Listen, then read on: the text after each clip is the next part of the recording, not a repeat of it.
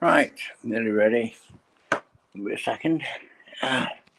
Reading from the Pentagon brain. Coming up.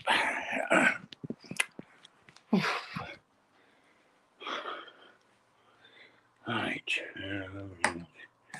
That. Something to drink. Don't need that. Don't need that. Okay, where's that one? Right. A couple of them. Headache. I'm going to get some vitamin C. Where's vitamin C?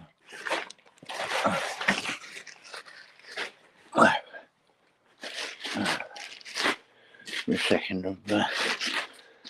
Yeah, I may have got a couple of things to do today. If I get cut off by any chance while I'm reading, which will be in a couple of minutes, I'll get straight back to you. It's just I've got to take a phone call with a friend of mine coming to visit today. I've not seen for ages and ages, so it should be tremendous fun, hopefully. Really nice time. So, there we go.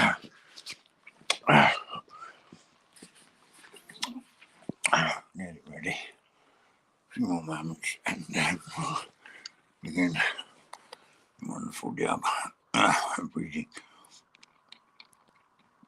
up to oh, let's turn this camera up the right way. That's better. Easier for me to see what I'm doing. It's difficult to, I can look like this thing is sort of counterintuitive when you have got to move around. There we go, it's better into his brain. There we go. Very, very good book. Highly recommended. Excellent read. Really well researched. Incredible stuff, really. It shows you what we're up against. Complete and utter total insanity from the military industrial complex.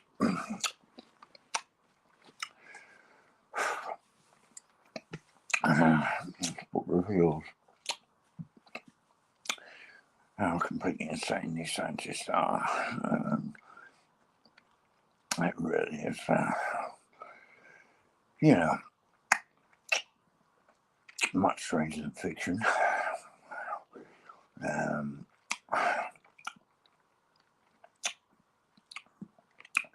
You know,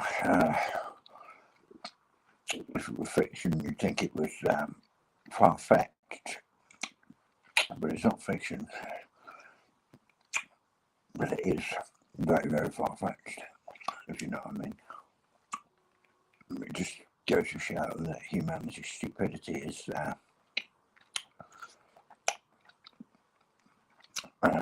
you know, it's just almost unlimited. Incredible, really. The most intelligent minds in the world actually engaged on, you know, completely insane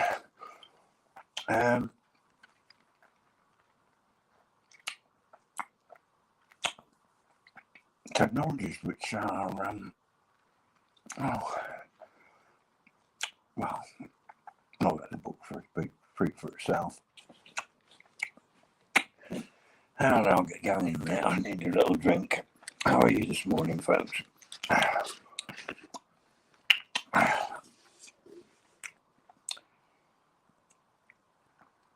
What I say to the patients here is that, you know, certain patients who are having trouble, you know, psychologically, mentally, and stuff like that. Some people that here are very, very ill. I've been saying for years, I've been, you know, quite sane, of course, but yeah. Some people here are pretty ill, and my advice to them is to always every day put new information into your mind. You know, learn new things, talk to new people, get new perspectives, and because you don't do that, and you're constantly thinking of your own little concerns and worries and stuff like that, and it can become totally obsessional, where you're just thinking the same thing over and over again. And some of these patients in here are doing exactly that. And my advice to them is try reading. A couple of them actually begin to realise that it's quite a good strategy, and it does actually help. So I've learned a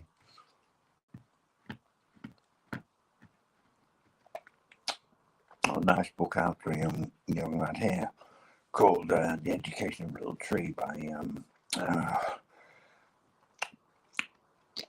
I've forgotten his name now, but it's Forrester, I think it is, or yeah, I think so, or Forrest, I can't remember. Anyway, that's a really good book. It's the kind of book that a kid could read of like 12 or whatever, but adults can read as well. It's full of wisdom. It's about the American Indians, the Cherokee, and it's a very, very good book. Got a lot of good wisdom in it, and advice of how things could have been, should have been, perhaps. If only they'd been listened to these indigenous cultures in America and worldwide, really. Now we've got technocracies, technologies, ideologies, and all that crap, whatever. Right and wrong, all kinds of crap, and yeah, got far too complicated for our own good, really, so mankind, yeah.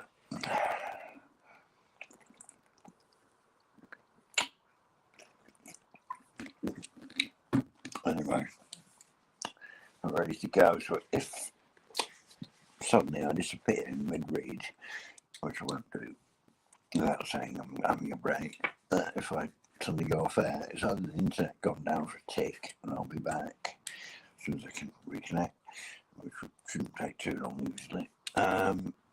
Or I'm just taking a phone call from my friend who's arriving around midday, so I won't be reading beyond then, so this will be a short live stream.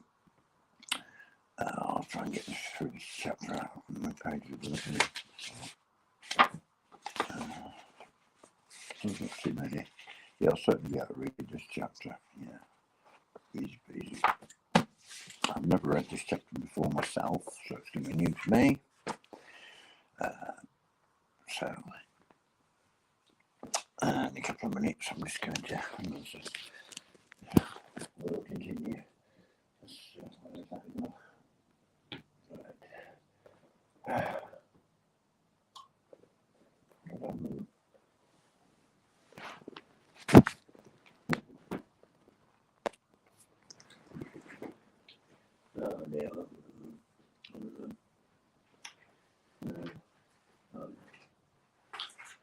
Right, what we could do is put a little bit of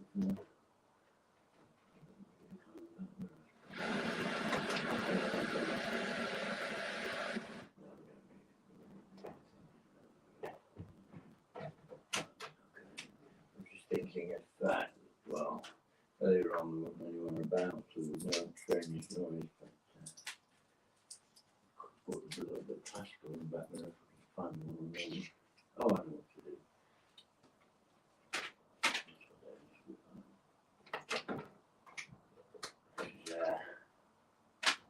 Well, we go to the background. Got kind of like a military beat to it. You know what I mean?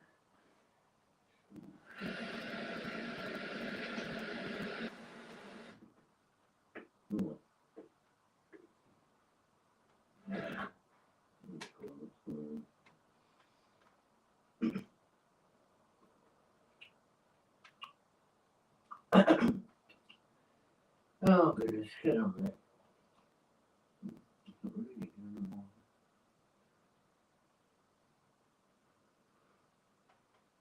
Must have happened before.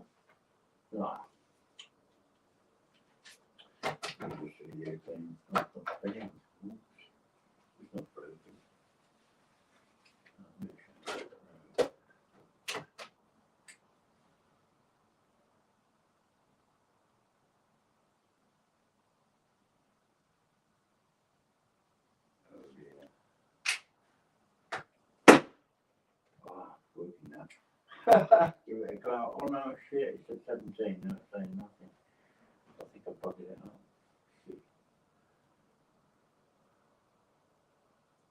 Oh, that's really upsetting. It's not really for spinning or nothing. Where's the bell starting? Oh, wow, there. Could be.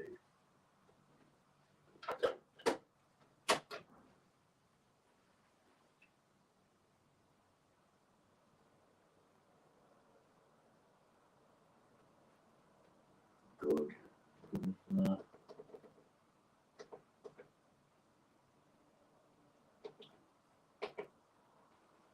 Right. Whew. Oh, come on. Oh,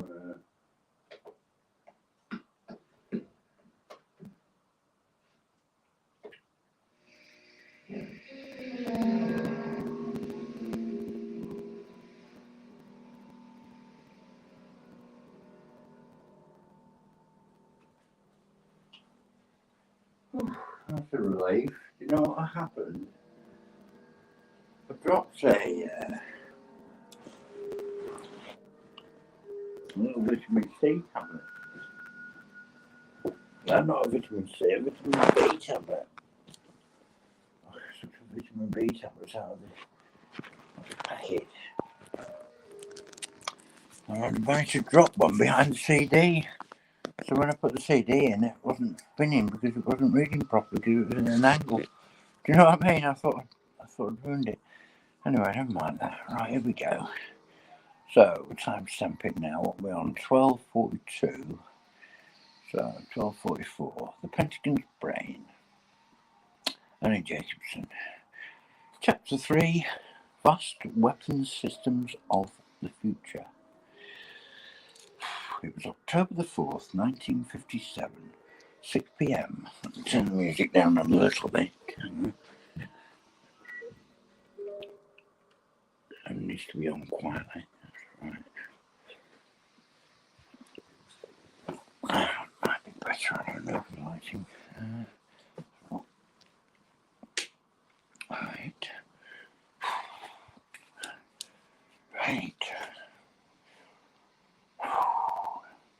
It was October the 4th, 1957, 6 p.m.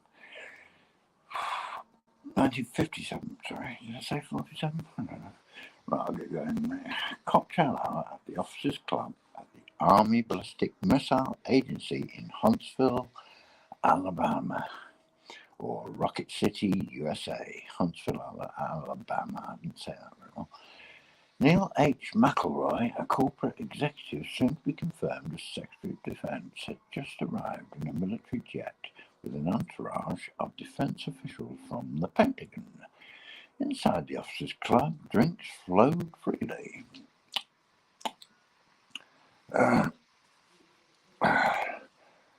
Oh dear. Appetizers were passed among the men. McElroy stood chatting with Werner von Braun, the famous German rocket scientist who now served as Director of Developmental Operations at Huntsville. When a press officer named Gordon Harris rushed into the room and interrupted the party with an extraordinary announcement. "The Russians have put up a satellite," Harris shouted. The room fell silent. For several moments, only the background music and the tinkling of ice cubes could be heard. "Is broadcasting signals on a common frequency," Harris said. "At least one of our local hams has been listening to it." A barrage of questions followed. It did not take long for news of Sputnik to become official. The Soviet news agency TASS released a statement providing technical information and specifics about Ekshustevensky Sputnik Zemlyi, I don't pronounce that very well, or artificial satellite of the Earth. That's what it means in Russian. The Soviets had beaten the Americans into space. Not since Pearl Harbor had the Pentagon been caught by a surprise of such consequence. Well, they weren't caught by surprise by Pearl Harbor, that's a bit of a misnomer there, because we all know that LBJ, us in the truth community, of course, this probably wouldn't be published if you'd admitted that in the book, so it's not fully uncensored as it says on the cover. So, but that's my own little aside criticism. Well, it's not a criticism. I mean, the thing is, the book got published, and it wouldn't have done had she said that, no doubt. But there we go. That's the publishing industry for you. We can only say certain things. Certain things are not allowed, apparently. There we go. So unless you're self-published, that is. Right.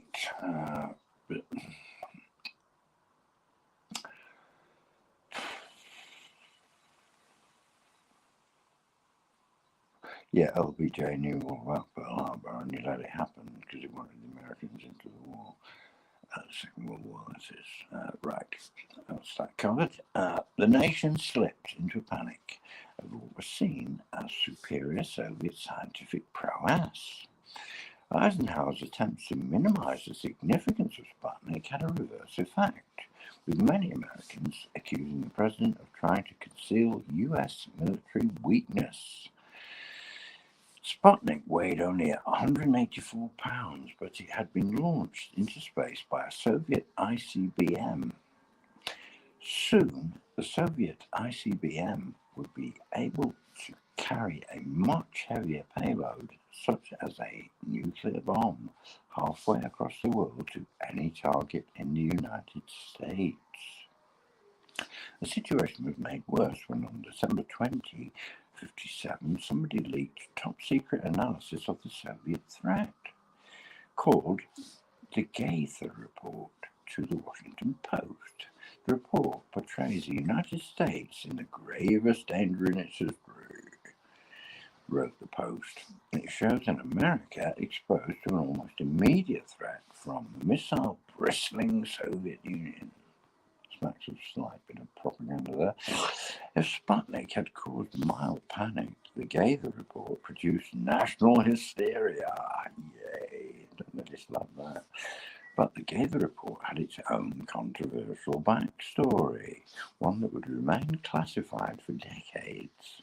In the spring of 1957, 7 months before Sputnik was launched, President Eisenhower asked his national security advisors to put together a team that could answer one question: how to protect the American people in an all-out nuclear war.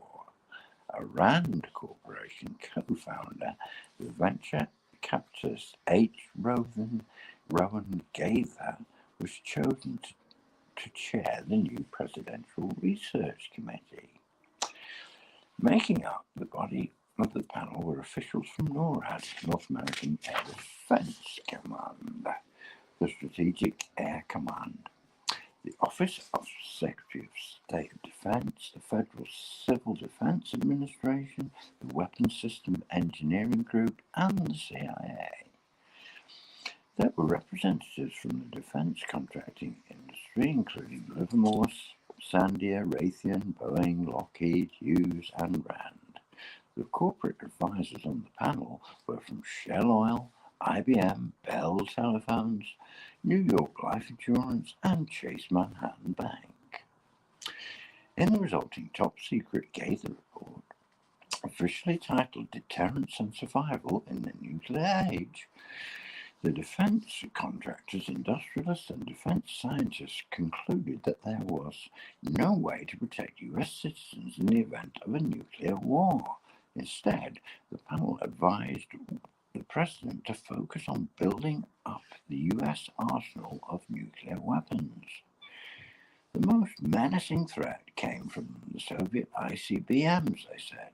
The individuals who calculated the exactitude of the Soviet missile threat were Herb York, scientific director at the Livermore Laboratory, and Jerome Wiesner, a presidential science advisor and MIT engineering professor.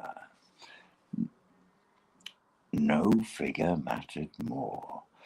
The Soviets had just successfully launched their first long-range missile from Baikonur Cosmodrome in what is now Kazakhstan, all the way across Siberia, a distance of 3,000 miles, to determine how many ICBMs the USSR could produce in the immediate future. York and Wisner set up shop inside the executive office building next door to the White House in the summer of '57 and got to work doing the calculations.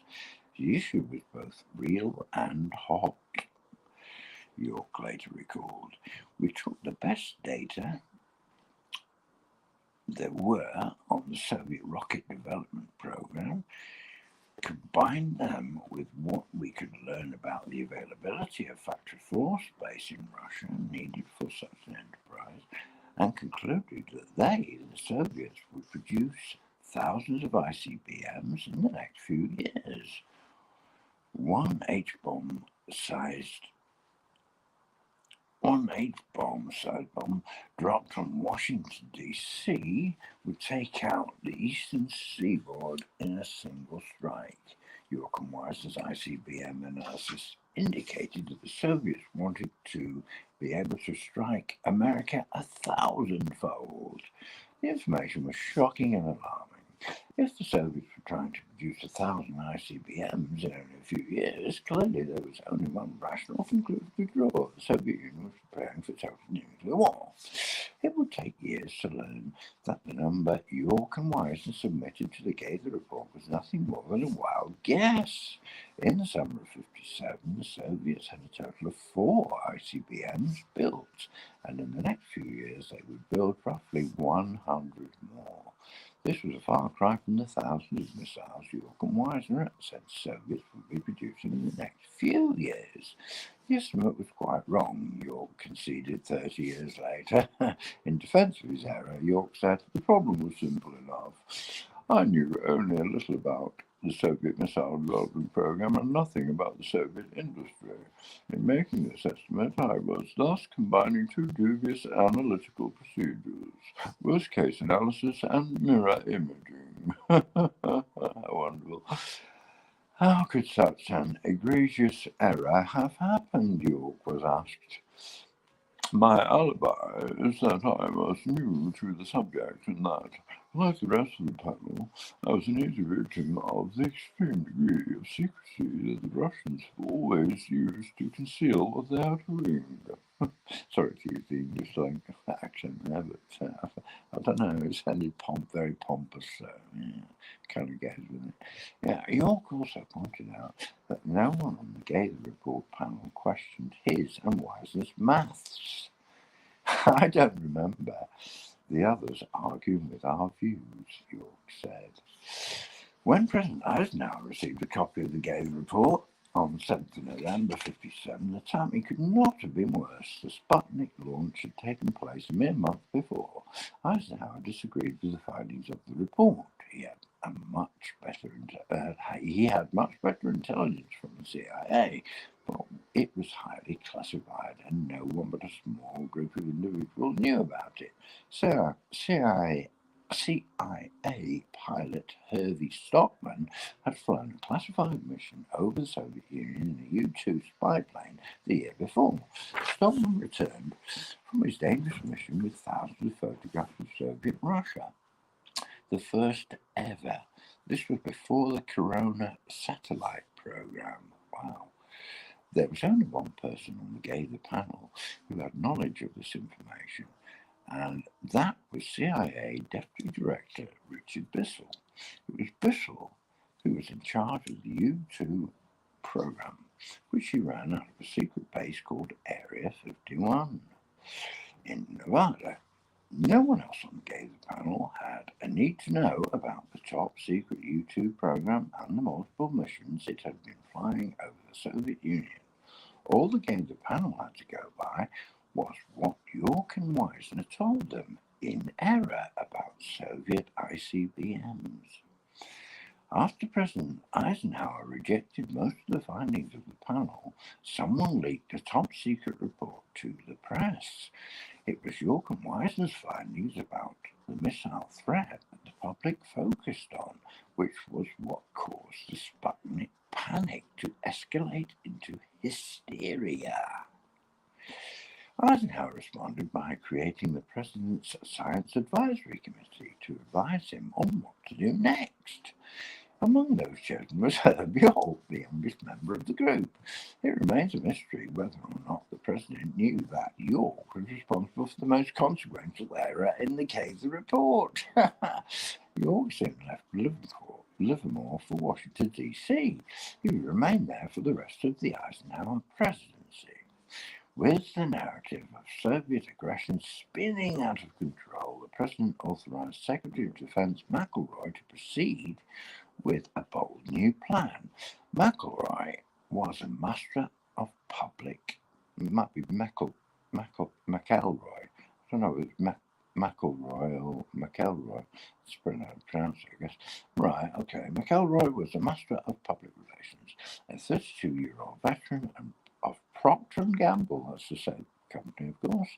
McElroy is considered the father of brand management.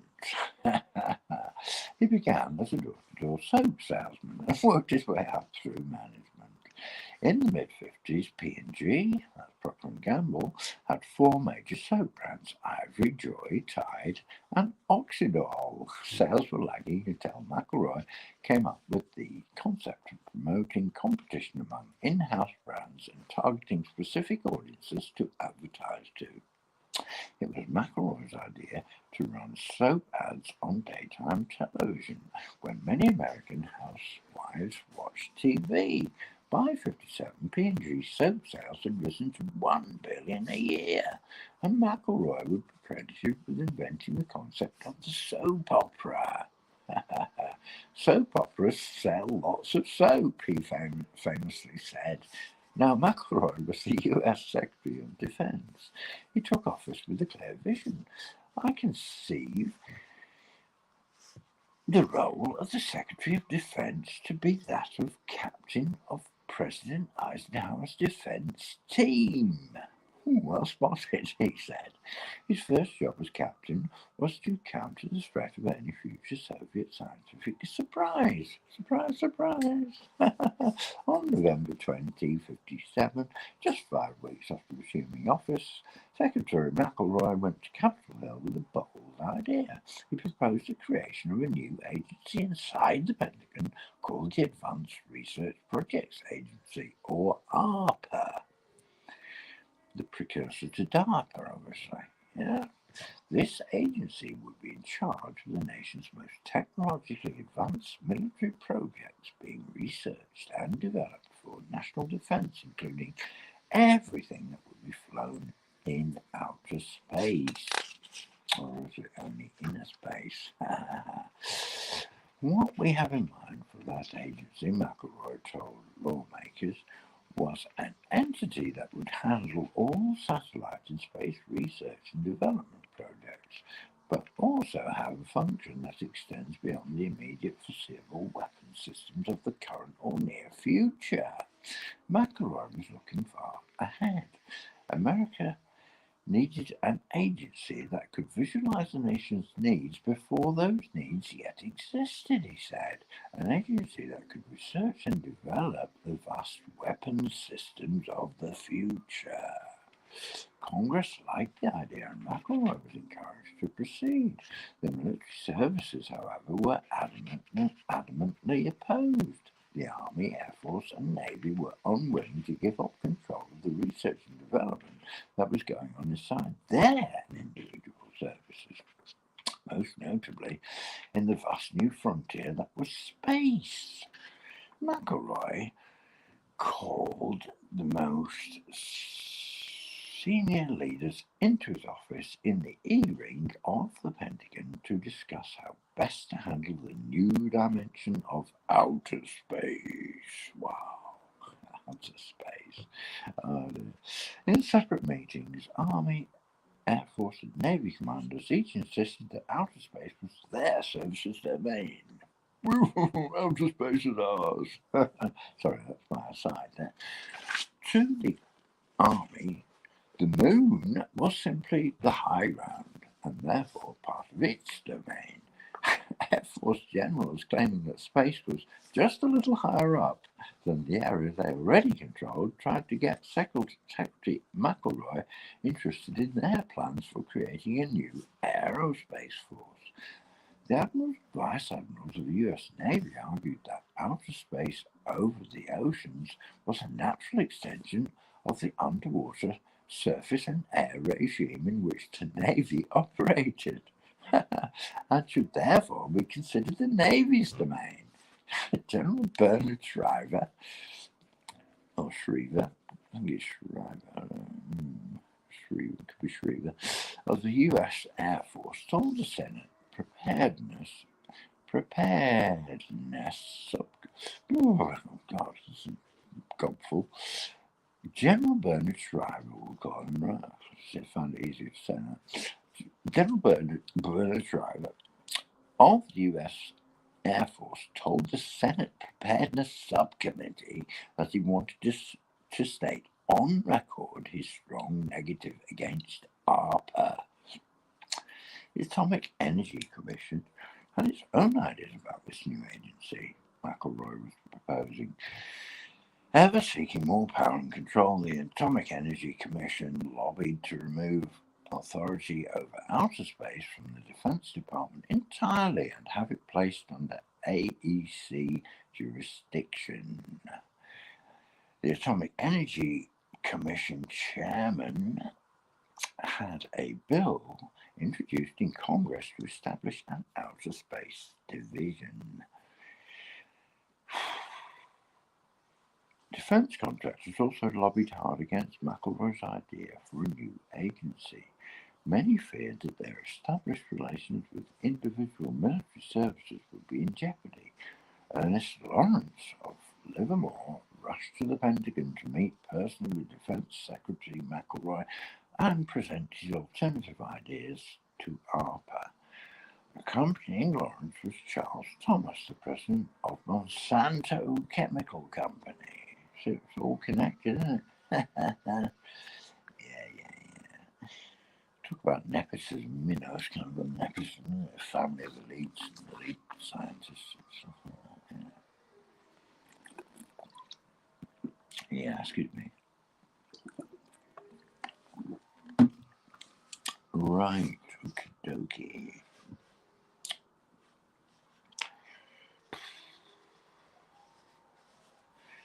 Right.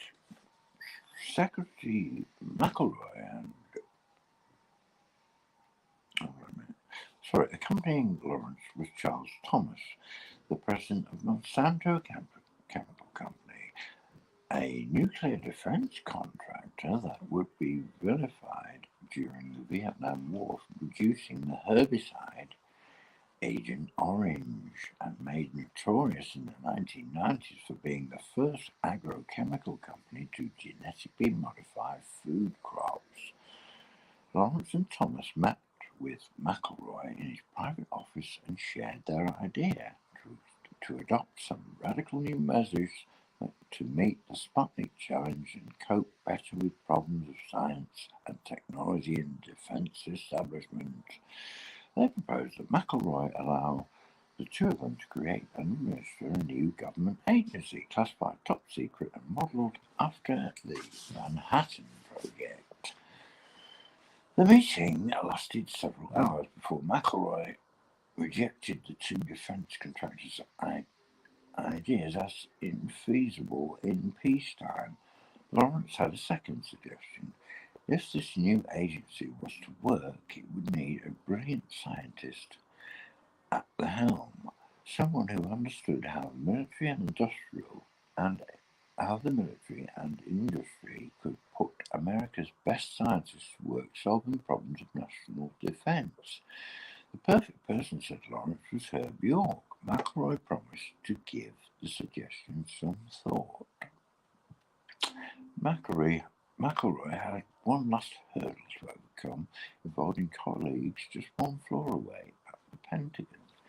The Joint Chiefs of Staff hated the idea of an Advanced Research Projects Agency and registered a formal non-concurrence on December the 7th, 1957, but the attack against ARPA by the military services was bound to fail. The fact that they didn't want an ARPA is one reason Eisenhower did, said Admiral John E. Clark, an early ARPA employee. President Eisenhower was fed up with the inter-service rivalries. Having commanded the Supreme Headquarters Allied Expeditionary Forces in Europe during World War II, he held deep convictions regarding the value of unity among the military services. As president, he had been a crusader against the excessive waste of resources that came from service duplication. The Army and Air Force race to build almost duplicate CRBMs, Continental Range Ballistic Missiles, incensed him, wrote presidential historian Sherman Adams. On January 7, 1958, Eisenhower sent a memorandum to Congress authorizing $10 million in the 1958 fiscal year for expenses necessary for the Advanced Research Projects Agency, including acquisition and construction of such research, development, and test facilities and equipment as may be authorized by the Secretary of Defense to remain available until expended. In his State of the Union message 2 nights later, Eisenhower announced to the nation the creation of this new agency. Some of the important new weapons which technology has produced do not fit into any existing pattern, Eisenhower explained. These new weapons should cut across all services, involving all services, and transcend all services at every stage from development to operation. The rapid technological advances and the revolutionary new weapons this technology was producing created a threat as revolutionary to warfare as the invention of the aeroplane, Eisenhower said. But instead of working together, the services had to come to petty jurisdictional disputes that bewilder and confuse the public and create the impression that service differences are damaging national interest.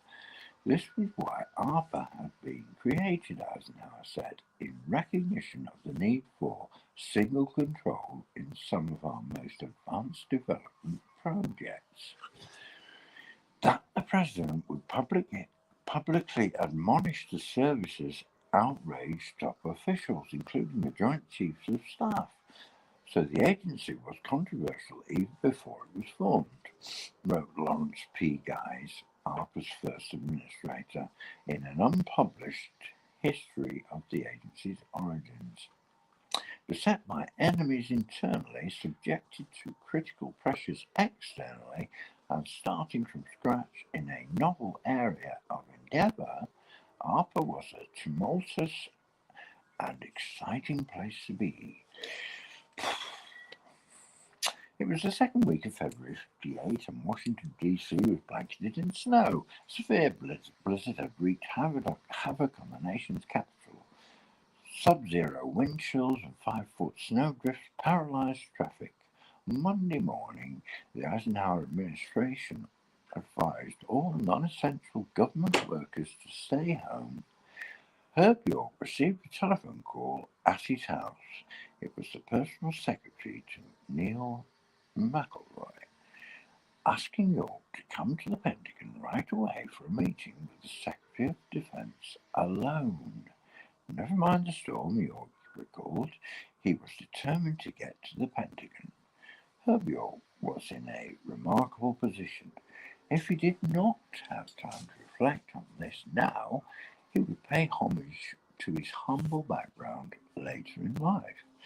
Here he was, living in Washington, D.C., advising the President of the United States on scientific matters, when he had been the first person in his family to attend college. York's father was a New York Central Railroad baggage man. His grandfather made caskets for a living. His specialty was lining a customer's permanent resting place with satin bows and carved yellow trim. Oh, nice. Herb York had been born of humble means, but had a brilliant mind and plenty of ambition. To think he was only 36 years old. From the earliest times, York recalled, I remember my father saying that he did not want his son to be a railroad man. He made it clear that meant I should go to college, even though he knew little about what that actually entailed.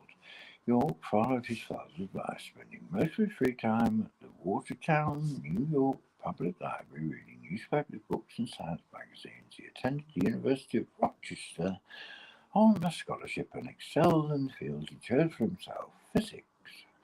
Like many other top university physics graduates of his generation, York was recruited into the Manhattan Project during the war. In the spring of '43, he travelled by bus to faraway Berkeley, California, where, as circumstances would have it, he was assigned to work under Ernest O. Lawrence. During the war, York helped produce uranium in Lawrence's cyclotron, material that would eventually make its way into the core of the Hiroshima atomic bomb.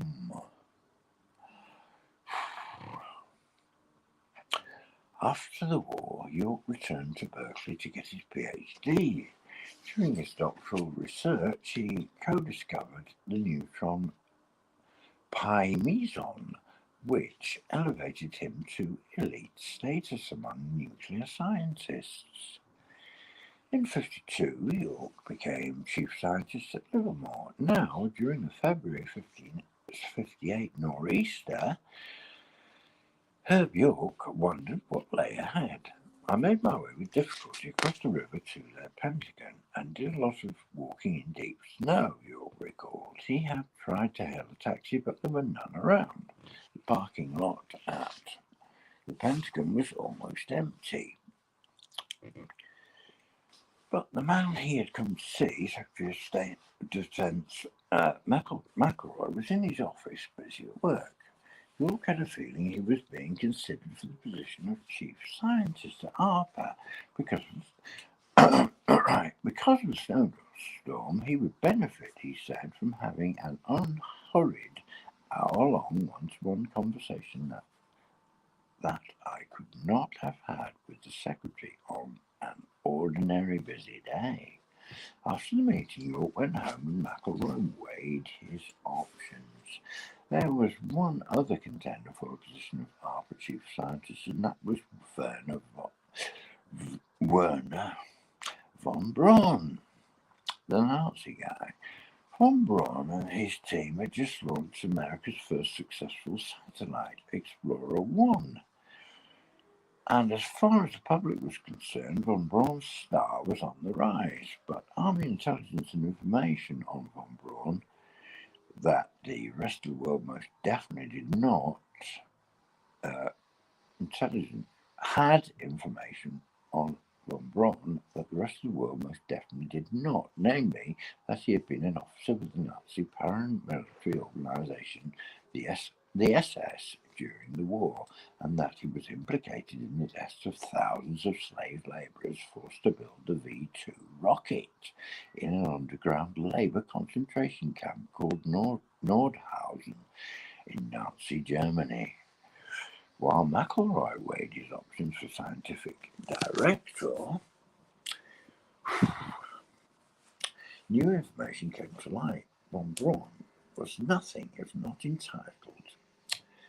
And in his discussion regarding the new position, he insisted that were he to transfer his services over to the Pentagon, a sizable group of his German rocket scientist colleagues would have to accompany him there.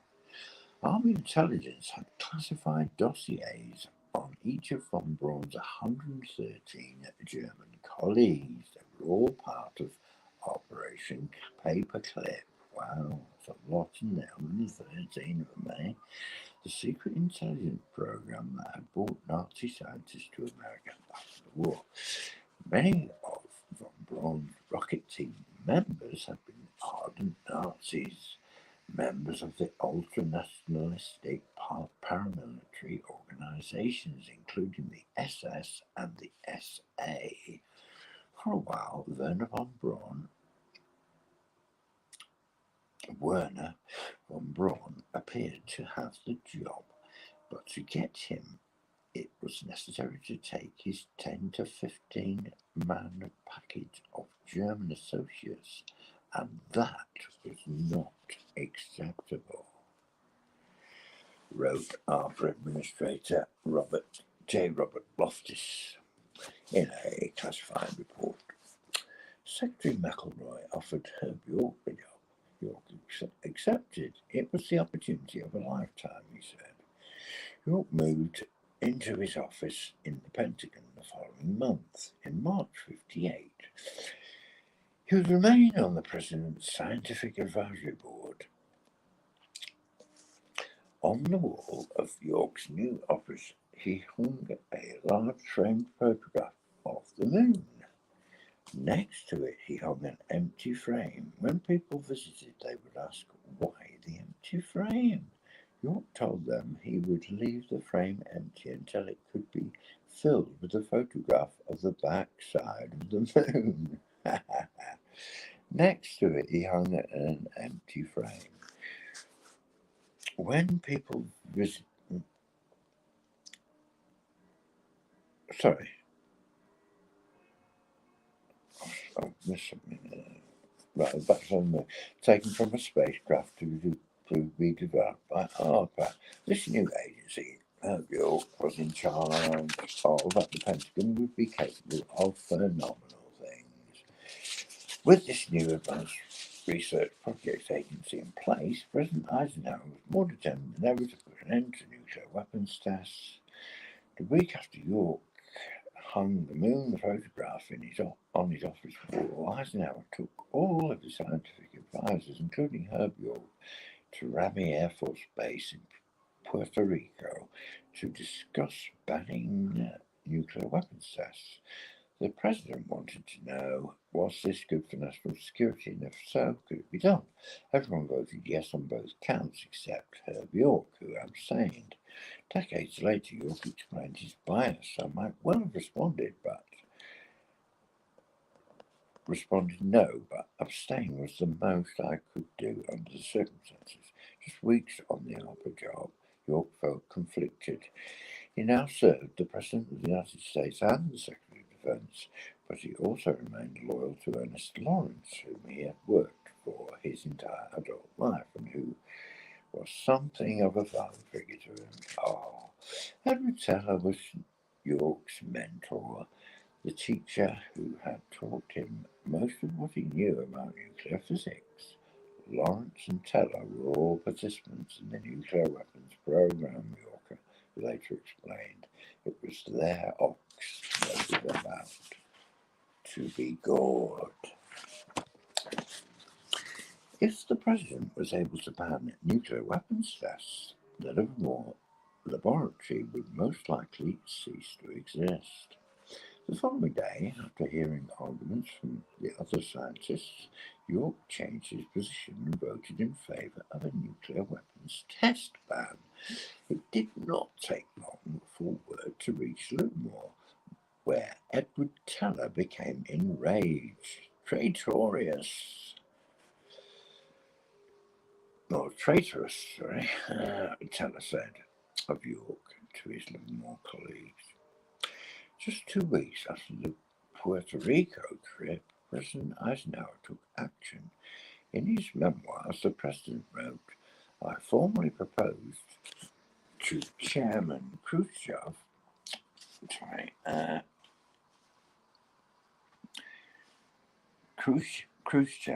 a measure we had been considering, a meeting of experts whose technical studies would precede any political conference. Come summer, scientific experts from the United States and Soviet Union would meet in Geneva to discuss how to put an end to nuclear weapons tests once and for all. The centerpiece was test detection.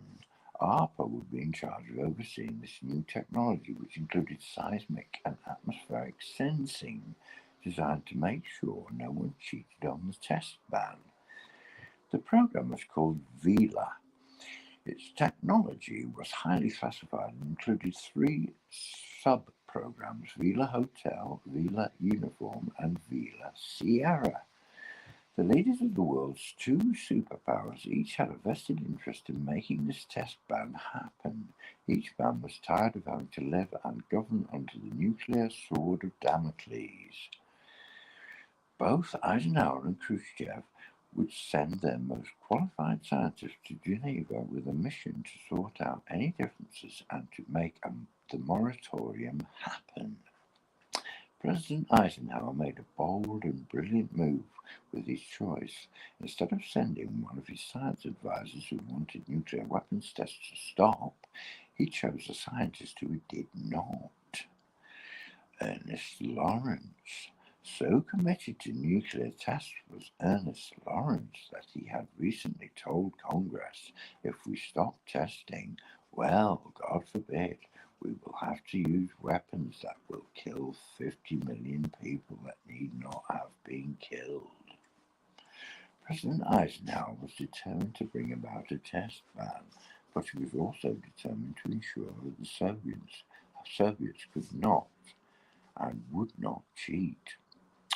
In sending Lawrence on his behalf, Eisenhower knew that the Soviet scientists' intentions would be under intense scrutiny.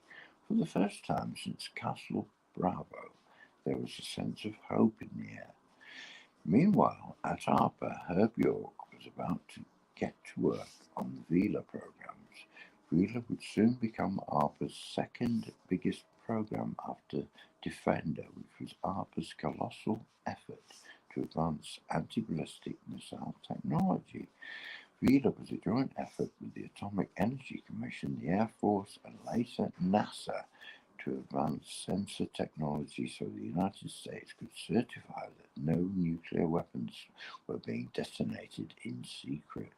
Vila Hotel developed a high-altitude satellite system to detect nuclear explosions from space.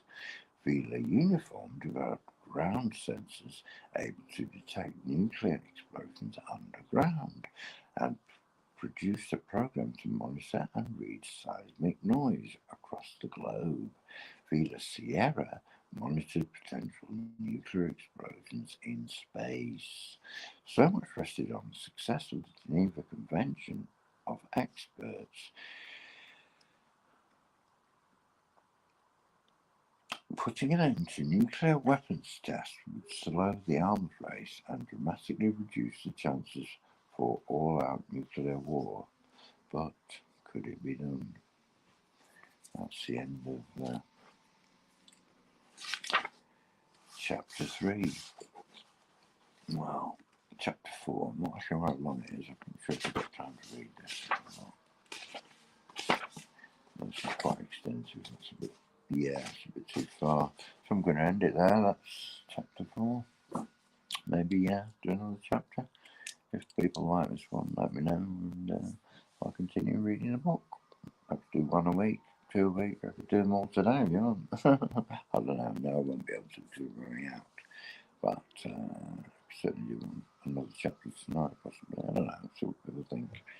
But it's good to put new information into the brain, isn't it? And that helps to crystallise your thinking sometimes, to get, the backstory of some of these things. It can help with forward planning for the future, perhaps, and counteracting some of this insanity of the, obviously with crazy things like what they did with the nuclear business, then, this weather, climate engineering malarkey, obviously, that's pretty insane as well, isn't it? So, see what we can do to stop that one. Good luck, everyone. Okay. Have a lovely day if you can. Okay. Thank you. Goodbye for now. Thank you. Cheers. Yikes.